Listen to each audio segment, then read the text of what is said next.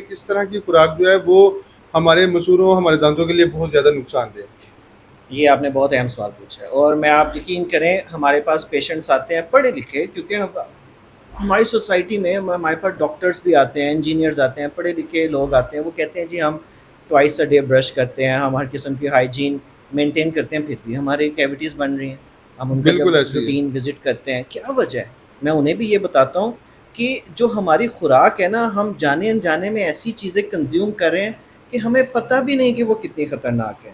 Number 1 sugar, دی screws, جو کہ 90%، میں کہتا ہوں 99% جو ہماری پروسیسڈ شوگر جو ہر جگہ میں ہمارے اسنیکس ہو گئے، ہماری چاکلیٹس ہو گئی، ہماری آئس کریمز ہو گئی، ہماری ایون جو میٹھے بسکٹس ہوتے ہیں، یہ سب چیزیں جو ہیں اس میں سکروز یوز ہوتا ہے.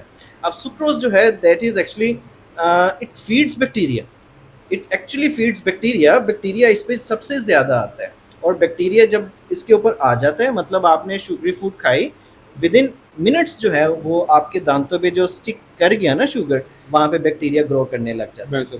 نمبر 2 جو بہت کامن ہے اور لوگوں کو پتہ بھی نہیں ہے، cold drinks, cold drink. Carbonated drinks اتنی خطرناک ہیں یہ دانتوں کے لیے. میں پھر آپ کو وہی بات کہوں گا کہ آپ نے صرف ابھی تو آپ ڈینٹسٹ کے پاس آئے ہیں، آپ جب گیسٹرنٹولوجسٹ کے پاس گئے ہوں گے اس نے بتایا ہوگا کتنی خطرناک ہے. بالکل ایسے ہی ہے. آپ نیفرولوجسٹ کے پاس بتائیں گے، وہ کہیں گے سارے کڈنی کے فیلئر کے پیشنٹس ہی کولڈ ڈرنکس کے آ رہے ہیں. بالکل ایسے. یہ اتنی خطرناک ہے، اس میں نہ صرف شوگر ہے جو کہ دانتوں کو ویسے نقصان پہنچاتی ہے، بلکہ اس کے اندر ایسڈ ہے. بالکل آپ ایسے